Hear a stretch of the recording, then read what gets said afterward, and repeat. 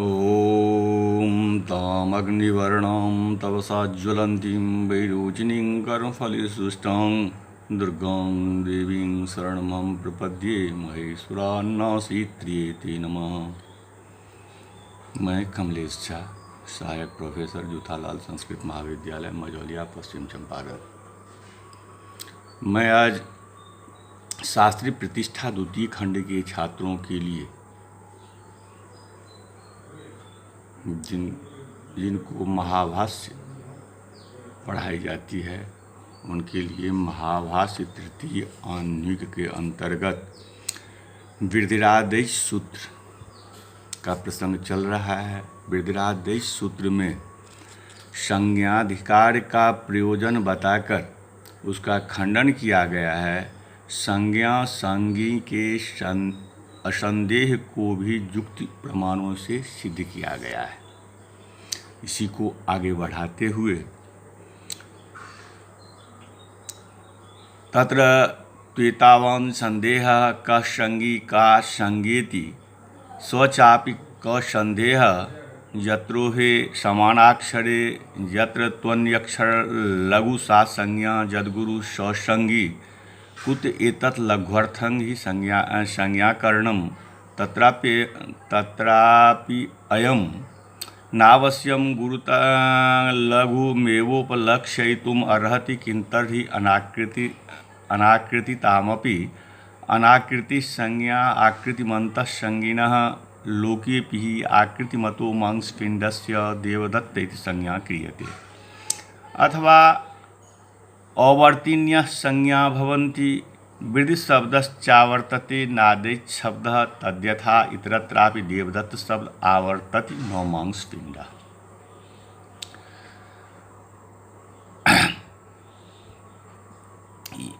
या तो विशेषण विशेषिका या संज्ञा और संज्ञी का ये दोनों विशेषण विशेष्य हो सकते हैं।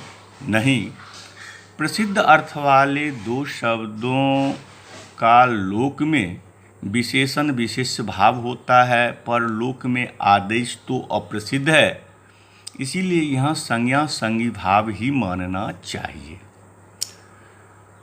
अब इसमें इतना संदेह रहता है कि संज्ञी अर्थात संज्ञा वाला कौन है, संज्ञा कौन है। वह संदेह भी कहाँ होता है जहाँ दोनों उद्देश्यमान और प्रतिनिर्देश्यमान शब्द समसंख्यक अक्षरों वाले हो। पर जहाँ दोनों में से एक लघु अक्षर हो वो संज्ञा समझनी चाहिए, जो अधिकाक्षर हो वह संज्ञी। यह क्यों? व्यवहार में लाघव के लिए संज्ञा की जाती है, पर केवल गुरु लघुता को निर्णायक रूप से स्वीकार करना युक्त न होगा। अनाकृतिता अर्थात आकृतिहीनता को भी संज्ञा अनाकृति होती है, संज्ञी आकृतिमान होता है। लोक में भी आकृति वाले मांसपिंड की देवदत्त या संज्ञा की जाती है। अथवा जो संज्ञाएं होती है उनकी विधि सूत्रों में आवृत्ति अर्थात पुनः पुनः उच्चारण होती है। वृद्धि शब्द की आवृत्ति देखी जाती है, आदेश शब्द की नहीं। जैसे अन्यत्र अर्थात लोक में भी देवदत्त शब्द की आवृत्ति होती है, मांस पिंड की नहीं। अब देवदत्त पचति यहाँ सामानाधिकरण है, किंतु एक विभक्ति तत्व नहीं है। गौरस्वः यहाँ एक विभक्ति तत्व है, सामानाधिकरण नहीं। वृद्धिरादेश यहाँ सामानाधिकरण और एक विभक्तित्व दोनों है, इसीलिए दोनों का अलग अलग ग्रहण किया गया है। कुछ लोग सामानाधिकरण शब्द का मानते हैं, कुछ अर्थ का। दोनों के तात्पर्य में कोई भेद नहीं। अब इसी को भाष्यकार आगे कहते हैं कि अथवा पूर्वोच्चारिता संज्ञे परोच्चारिता संज्ञा कुत एतत् सतो ही कार्जिनः कार्जेन भवितव्यम इतरत्रापि सतो मंसपिंडस्य देवदत्तिति संज्ञा क्रियते कथं वृद्धिरादेश इति।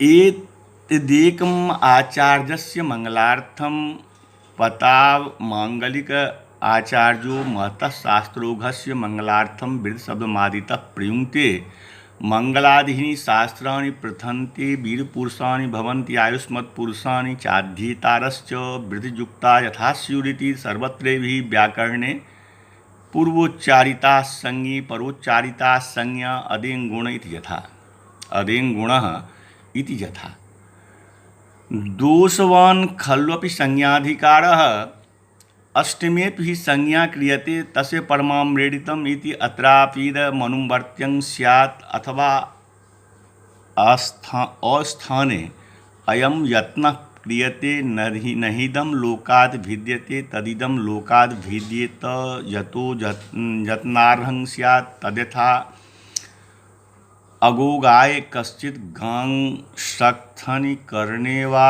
गृहीतोपदिशति अयं गौरिति न चास्माय आचस्ते यम अस्य संज्ञेति भवत् तस्य संप्रत्ययः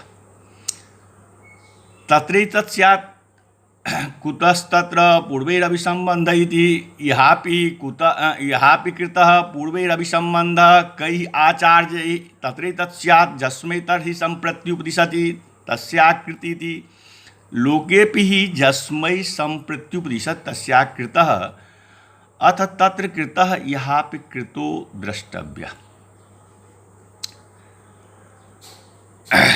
अब अथवा पूर्वोच्चारिता संज्ञे परोच्चारिता संज्ञा अथवा जिसका पूर्वोच्चारण है वह संज्ञी जानना चाहिए, जिसका पीछे उच्चारण है वह संज्ञा। यह क्यों? इसीलिए कि बुद्धि द्वारा विषयीकृत अर्थ को पहले शब्द से कहकर उसको संज्ञा आदि कार्य विधान किया जाता है। जैसे अन्यत्र अर्थात लोक में बुद्धि सद्रूप मांस पिंड की देवदत्त संज्ञा की जाती है। तो वृद्धिरादेश इस सूत्र न्यास कैसे हुआ? कथं वृद्धिरादेश इति एकस्माद् एक देवमाचार्यस्य मंगलार्थम कहता है। तो वृद्धिरादेश यह सूत्र न्यास कैसे हुआ? अर्थात यहाँ जो क्रम का व्युत्क्रम हुआ है वह कैसे? वह आचार्य ने मंगल के लिए किया है, सो यह एक दोष मर्शनीय है। मंगलाकांक्षी आचार्य ने बृहत् सूत्र समूह के मंगल के लिए वृद्धि शब्द को आदि में प्रयुक्त किया है। कारण कि आदि में मंगल युक्त शास्त्र प्रसिद्धि को प्राप्त होते हैं। श्रोता बाद में वीर अर्थात अपराजित तथा चिरंजीव होते हैं और अध्येता वृद्धि युक्त होते हैं। व्याकरण में सर्वत्र उच्चारित संज्ञी होता है और पीछे उच्चारित संज्ञा, जैसे अदेंगुणः इस सूत्र में। संज्ञाधिकार करना भी दोषयुक्त ही है। अष्टम अध्याय में भी संज्ञाएं की जाती है, जैसे तस्य परमामृडितम। यहाँ दो उच्चारित किए जाते हैं, उनमें से दूसरे को आमृडित कहते हैं, वहाँ भी अधिकार की अनुवृत्ति होगी। अथवा संज्ञा आदि निर्देश रूप यत्न का कोई अवसर नहीं। संज्ञा आदि निर्देश न होना कोई लोक से न्यारी बात नहीं है। यदि शास्त्र में लोक से न्यारी बात हो तो अवश्य इसके लिए वचन रूप यत्न करना चाहिए। जैसे कोई गौ को पहचानता है, उसे दूसरा कोई गौ को उड़भाग अथवा कान से पकड़कर बताता है, कान को पकड़कर बताता है कि यह गौ बैल है, और यह नहीं कहता कि यह इसकी संज्ञा या नाम है। उस पर भी उसे यथेष्ट बोध हो जाता है कि यह गौ ही है। वहाँ तो यह भी हो सकता है कि वृद्धों ने अपने व्यवहार से गौ शब्द का उस पदार्थ के साथ अर्थात वाच्यवाचक संबंध किया हुआ है। यहाँ भी पूर्व लोगों ने संबंध किया हुआ है, किन्होंने आचार्यों ने। उसमें भी ऐसा हो सकता है कि जिसके लिए उपदेश हो रहा है उसके लिए तो यह संबंध असिद्ध है, पर यह भी लोक के लिए न्यारी बात नहीं। लोक में भी जिसे गवादि शब्दार्थ संबंध अभी बताया जा रहा है उसके लिए तो असिद्ध ही है। यदि अनुमान आदि द्वारा लोक में सिद्ध माना जाता है तो शास्त्र में भी सिद्ध मानने में कोई अड़चन नहीं। अब यहाँ वार्तिककार कहते हैं, सतो वृद्ध्यादि संज्ञा भावा तदाश्रय इतरेतराश्रयत्वात् प्रसिद्धि। सतो वृद्ध्यादिषु संज्ञा भावा तदाश्रयत इतरेतराश्रयत्वात् प्रसिद्धि। सतः संगिनः संज्ञाभावा तदाश्रये संज्ञाश्रये संगिनी वृद्ध्यादिषु इतरेतराश्रयत्वात् अप्रसिद्धिः। का इतरेतराश्रयता? शताम् आदैच्यां संज्ञायां भवितव्यं संज्ञया चादैचो भाव्यन्ते तदेतत् इतरेतराश्रयं भवति। इतरेतराश्रयाणि च कार्याणि न प्रकल्पन्ते तद्यथा नौर्नाभिबद्धा नेत्रत्राणाय भवति। ननु च भो इतरेतराश्रयाण्यपि कार्याणि दृश्यन्ते तद्यथा नौ शक्तं भवति शक्तं च नाभं भवति। अन्यदपि तत्र किंचित् भवति जलं स्थलं वा स्थले शक्तं नाभं भवति जले नौ शक्तं भवति। यथा तर्हि त्रिपिष्टब्धं तत्राप्यन्ततः सूत्रकं भवति। इदं पुनरेतराश्रयमेव। सिद्धं तु नित्यशब्दत्वात्। सिद्धमेतत् कथं नित्यशब्दत्वात्? नित्याः शब्दाः नित्येषु शब्देषु सदाम् आदैचं संज्ञा क्रियते न च संज्ञा आदैचो भाव्यन्ते।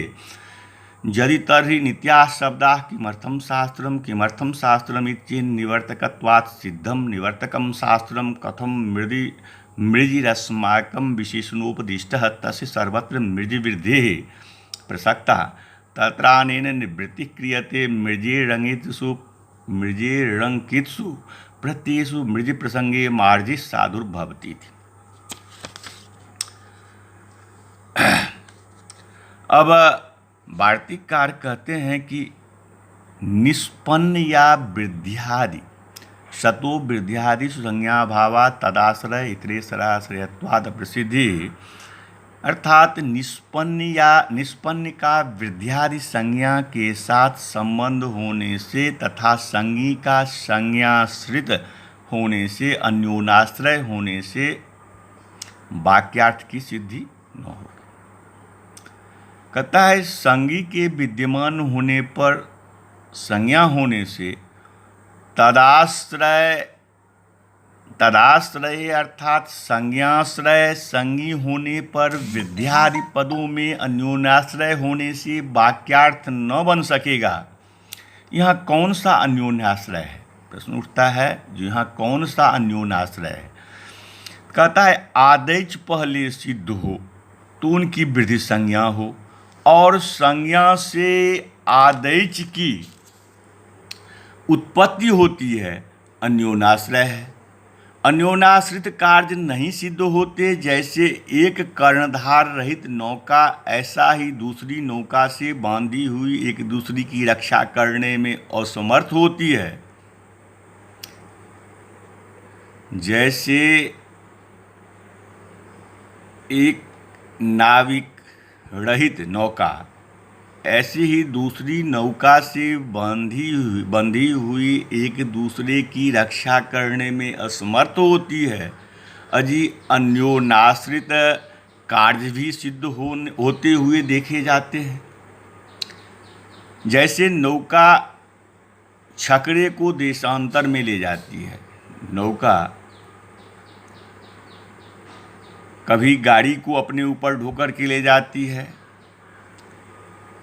कभी गाड़ी नौका को ढोकर के ले जाती है। ये बात जल और स्थल की है। जो जल में नौका गाड़ी को ढोती है और स्थल में गाड़ी नौका को ढोती है, यह दृष्टांत ठीक नहीं। कहता है कुछ और भी यहाँ विशेष होता है, जल अथवा स्थल। स्थल में छकड़ा नौका को ले जाता है, जल में नौका छकड़े को। सो यहाँ अन्योन्याश्रय नहीं। अच्छा, तो त्रिविष्टवधक दृष्टांत सही। यहाँ भी भीतर कीलकादि कारणांतर सिद्धि का प्रयोजक है। प्रकृति में तो अन्योन्याश्रय दोष अपरिहार्य ही ठहरा। तो यहाँ वार्तिककार कहते हैं सिद्धं तु नित्य शब्दत्वात्, अर्थात शब्द की नित्यता के कारण शब्द अविनाशी है। इस कारण से अन्योन्याश्रय दोष नहीं होगा। सिद्धम एतत्, यह इस दोष का परिहार हो जाता है। कथम, कैसे?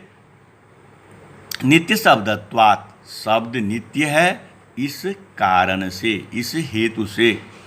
नित्या शब्दाः, नित्येषु शब्देषु शतम आदैचम संज्ञा क्रियते न संज्ञा आदैचो भाव्यन्ते।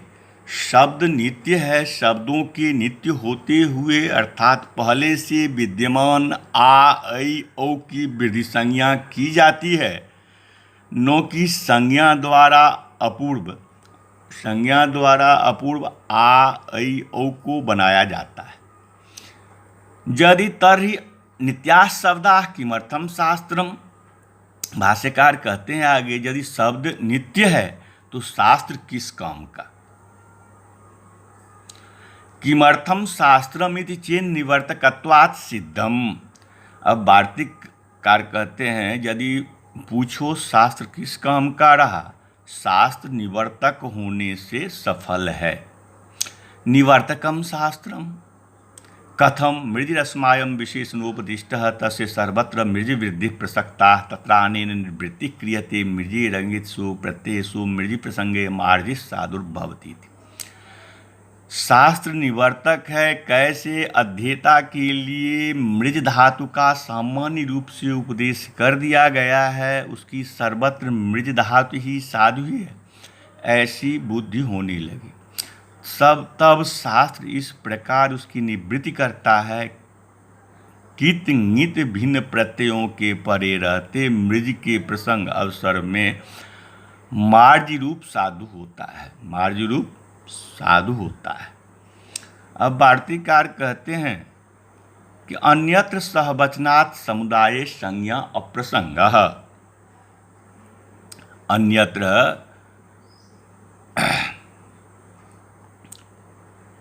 गुण वृद्धि गुण संज्ञयोः प्रत्येकं वचनम। वृद्धि गुण संज्ञा करते समय प्रत्येक शब्द का उच्चारण करना चाहिए। वृद्धि गुण संज्ञयोः प्रत्येकं वचनम। वार्तिककार कहते हैं कि वृद्धि गुण संज्ञा करते समय प्रत्येक शब्द का उच्चारण करना चाहिए। वृद्धि गुण संज्ञयोः प्रत्येकं ग्रहणं कर्तव्यम प्रत्येकं वृद्धि गुण संज्ञे भवति इति वक्तव्यम किं प्रयोजनम समुदाये महाभूताम इति। भाष्यकार कहते हैं इसका प्रयोजन क्या, अर्थात यह कहना चाहिए कि वृद्धि और गुण संज्ञा आदेश आ ऐ और औ और अदेंग अ ए ओ में के प्रत्यय की होती है। इसका क्या प्रयोजन, अर्थात समुदाय महाभूताम इति, समुदाय आदेश और अदेंग की मत हो।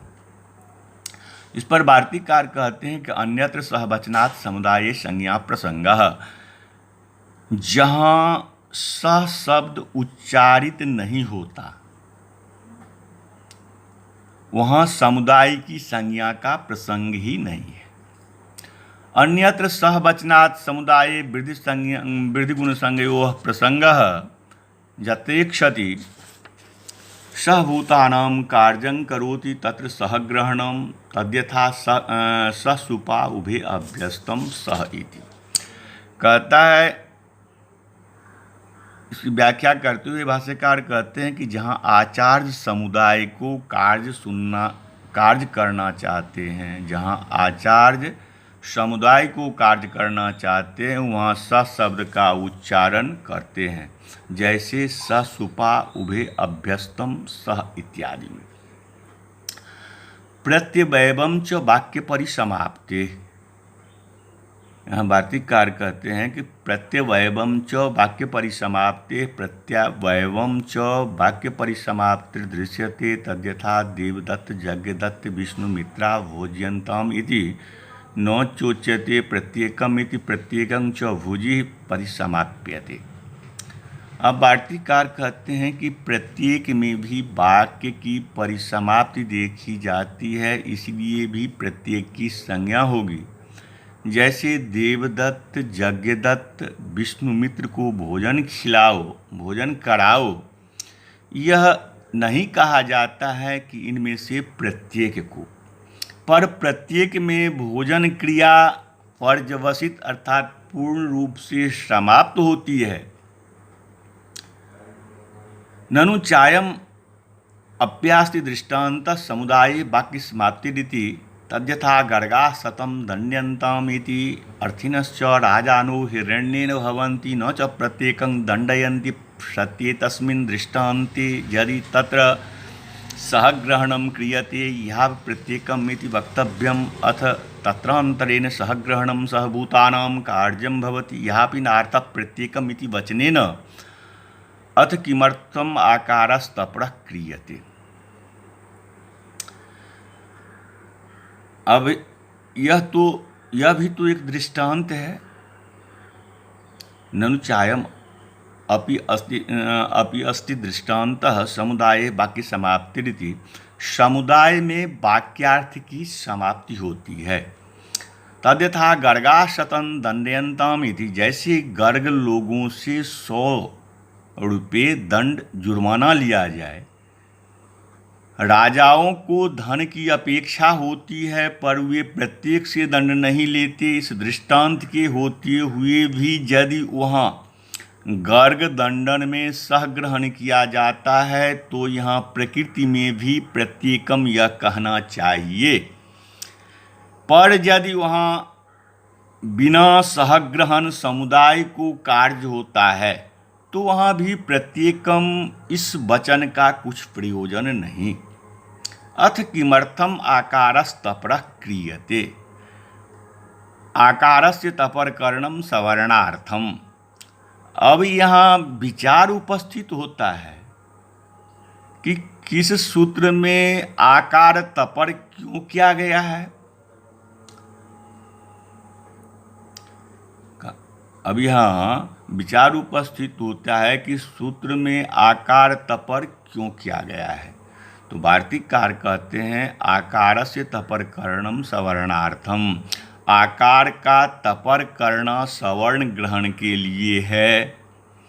आकारस्य तपरकरणम क्रियते किं प्रयोजनम सवर्णार्थम तपरस्तत्कालस्य इति तत्कालानां सवर्णानां ग्रहणं यथा स्यात् केषाम् उदात्तानुदात्त स्वरितानां किंच कारणं न स्यात्।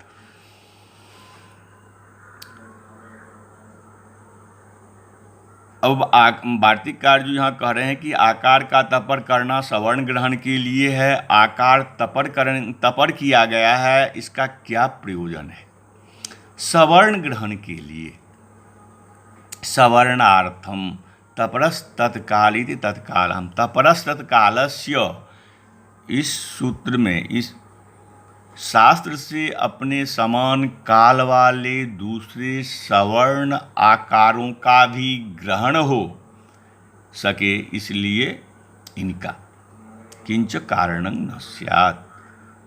उदात्त अनुदात्त और स्वरित आकारों का क्या कारण है कि तपर किए बिना इनका ग्रहण न होगा। इस पर वार्तिककार कहते हैं कि भेदकत्वात् स्वरस्य, उदात्त आदि स्वरों के भेदक होने से। भेदकत्वात् गुणस्येति वक्तव्यम किं प्रयोजनम।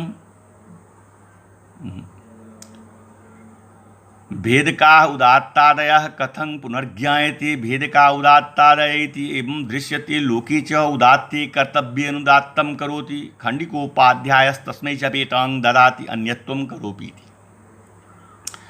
कहता है कि उदात्त आदि स्वरों के भेदक होने से उदात्त आदि भेदक हैं, यह कैसे माना जाए कि उदात्त आदि भेदक होते हैं।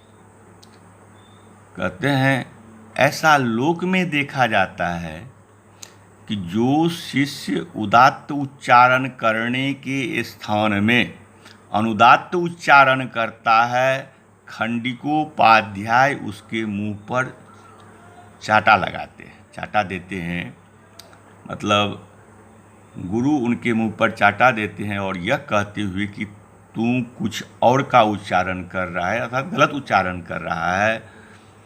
अस्ति प्रयोजनम एतत् किंतर्हि इति। कहता है तो यह तपरत्व का प्रयोजन ठहरा न, तो क्या कहना है यह कि भेदकत्वात् गुणस्य, गुणों के भेदक होने से।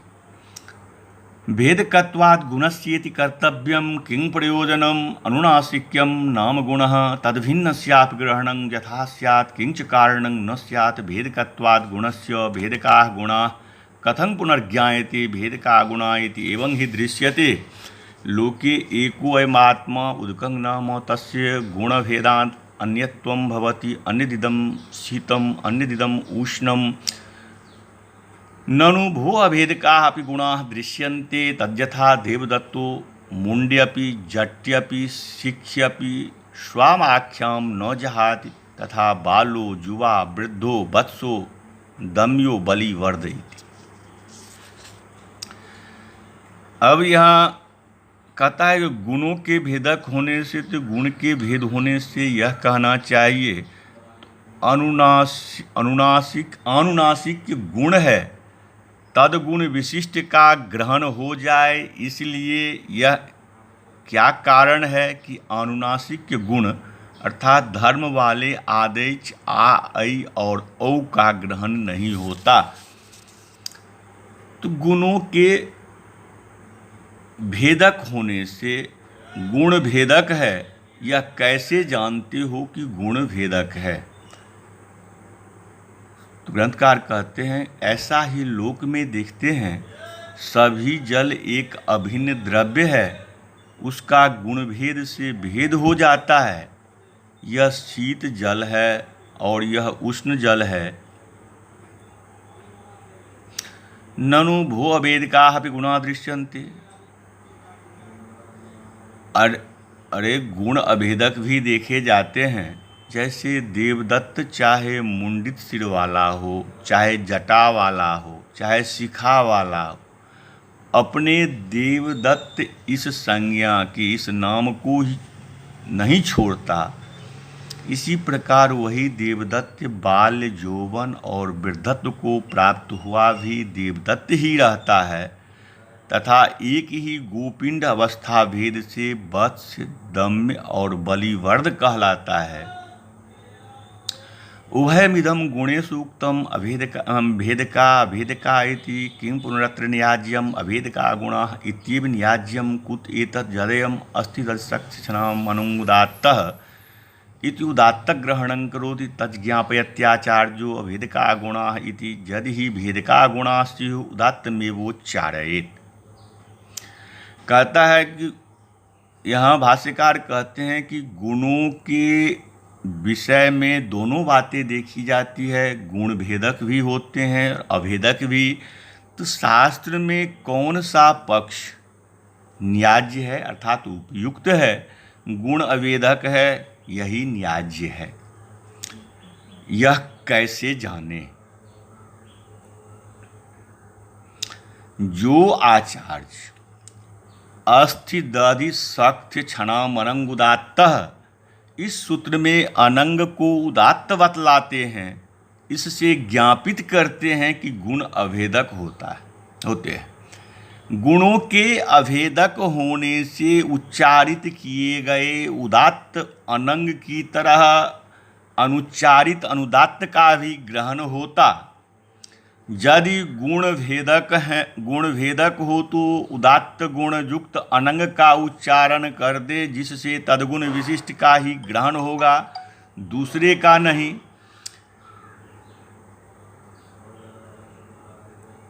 यदि तर्हि भेदको गुणाः अनुदात्तेरन्तोदात्ताच्च यदुच्यते तत्स्वरितादेस्वरितान्ताच्च प्राप्नोति नैष दोषः आश्रियमानो गुणो भेदको भवति। तद्यथा शुक्लमालभेत कृष्णमालभेत तत्र यः शुक्लो आलब्धव्ये कृष्णमालभते न हि तेन यथोक्तं कृतं भवति। अब ग्रंथकार कहते हैं कि यदि गुण अभेदक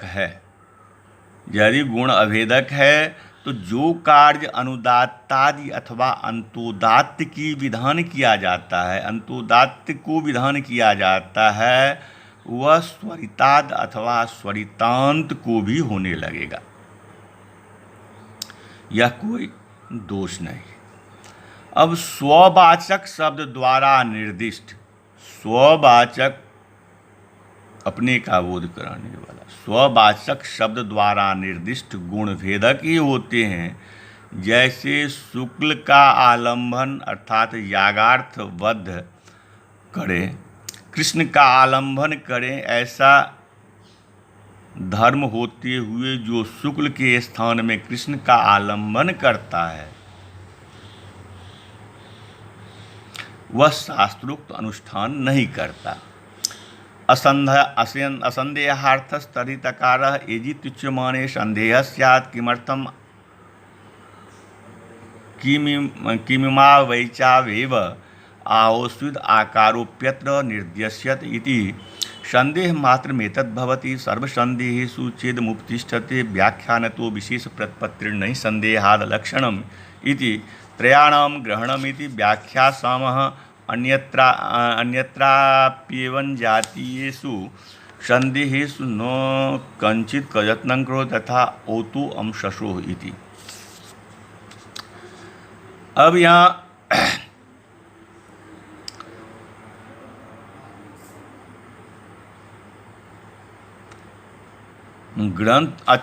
ग्रंथकार कहते हैं कि अच्छा तो प्रकृति में तपर नहीं किया है। असंदेहार्थस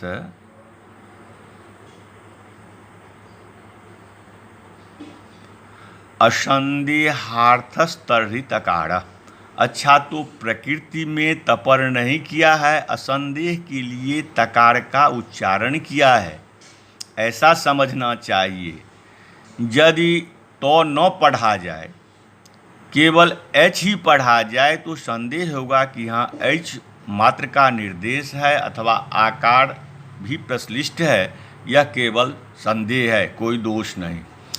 और जहाँ भी संदेह हो वहाँ यह परिभाषा उपस्थित होती है, व्याख्यान से विशेष बोध होता है। संदेह होने से ही लक्षण अलक्षण नहीं हो जाता, तीनों का ग्रहण इष्ट है, ऐसा विवरण कर देंगे अन्यत्र भी। इस सूत्र के संदेहों में कोई वचन रूप यत्न नहीं किया जाता। जैसे ओतो अम शशो, इस सूत्र में व्याख्यान से अवगत होता है कि आकार और ओकार दोनों का निर्देश है। किं तर्हि प्रयोजनम आंतर्जतस्त्रिमात्र चतुर्मात्राणां स्थानिनां त्रिमात्र चतुर्मात्रा आदेशाः महाभुवनीति। खट्वा इंद्र खट्वेन्द्र खट्वा उदकम खट्वोदकम खट्वा ईखा खट्वेशा खट्वा ईशा खट्वेशा खट्वा ऊढ़ा खट्वोढ़ा खट्टा एलका खट्वेलका खट्वा उदन खट्वोदन खट्वा एतिकायन खट्वेतिकायन खट्वा उपगवः खट्वोपगव इति। अतः क्रियमाणेऽपि तकारे कस्मादेव त्रिमात्र चतुर्मात्राणां स्थानिनां त्रिमात्र चतुर्मात्राणां आदेशाः न भवन्ति तपरस्तत्कालस्य इति नियमात्।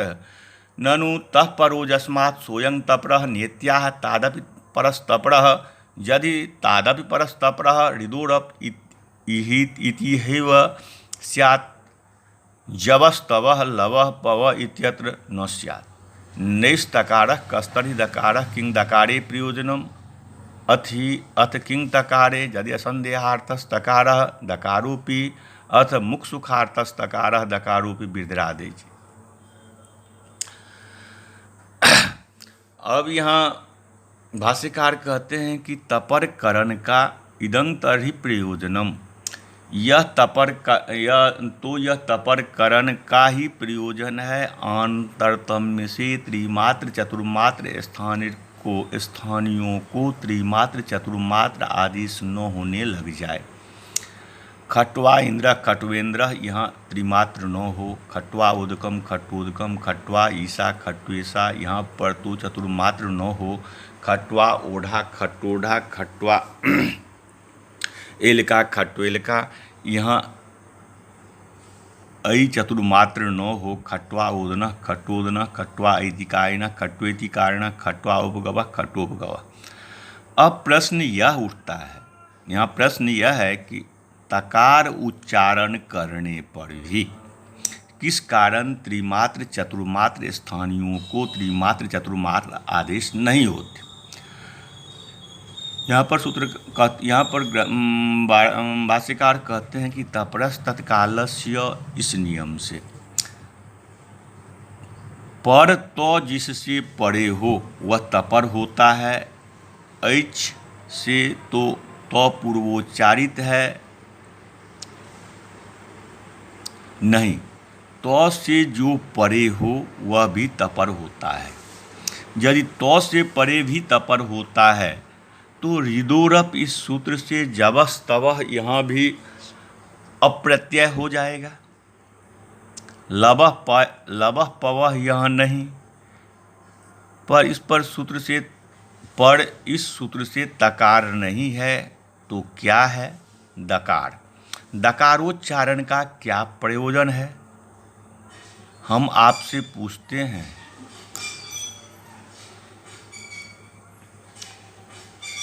तकार उच्चारण का क्रिया प्रयोजन है।